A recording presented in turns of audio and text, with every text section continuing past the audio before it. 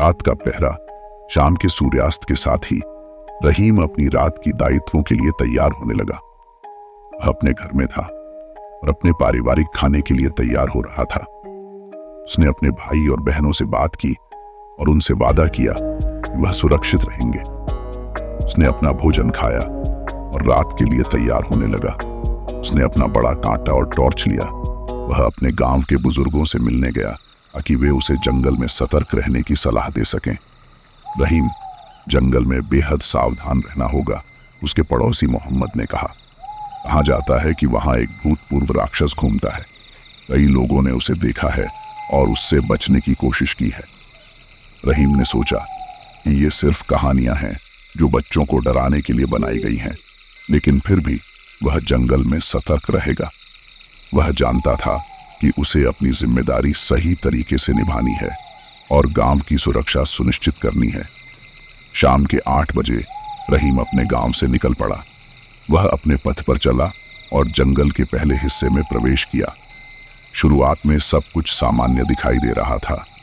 पेड़ों की छायाओं में काफी डरावना महसूस हो रहा था, लेकिन रहीम ने अपने आप को संयमित रखा। लेकिन जल्द ही अजीब सी ध्वनियां सुनाई देने लगीं। पहले तो ये दूर से आ रही थीं, लेकिन धीरे धीरे ये अधिक निकट आने लगीं। रहीम ने अपने कान खोलकर सुना, लेकिन कुछ स्पष्ट नहीं हो पा रहा था। या ये पेड़ों की पत्तियों की आहट थी या कुछ और।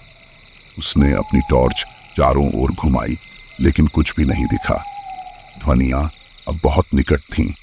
रहीम अपने आप को रोक नहीं पा रहा था और डरता जा रहा था।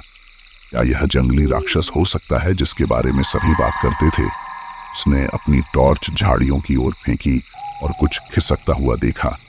उसके पास कोई और विकल्प नहीं था।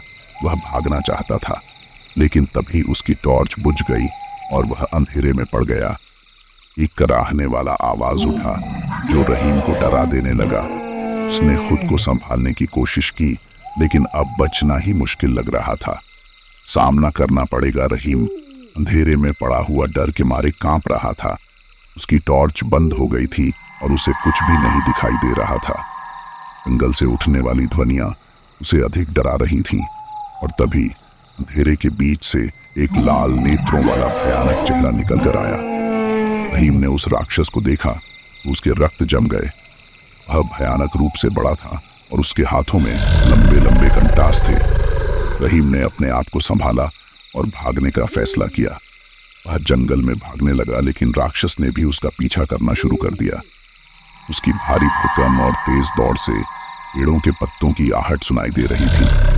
रहीम को भागते हुए अपनी ताकत को सीमा तक पहुंचाना पड़ रहा था।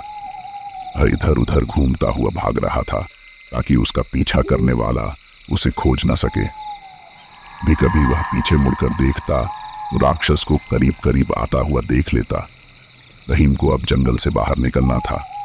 वह जानता था कि अगर वह जंगल में ही रहा तो कोई मौका नहीं बचेगा। वह पेड़ों के बीच से निकलकर बाहर आया और अपने गांव की ओर भागने लगा। गांव पहुंचकर उसने अपने घर का दरवाजा खटखटाया। उसके भाई ने दरवाजा खोला और उसे देखकर हैरान हो गए। रहीम घबराए हुए था और सांस लेने में कठिनाई हो रही थी। उसने अपने भाई को सारी बात बताई। राक्षस ने उसका पीछा किया तो उसे मारने की कोशिश की। भी राक्षस गांव में प्रवेश कर सकता है। रहीम के भाई ने गांव में घंटी बजाकर सभी को बुलाया। सभी मिलकर राक्षस को ढूंढने और मारने का प्लान बनाने लगे, क्योंकि रात अब अधिक गहरी हो चली थी और राक्षस आ सकता था।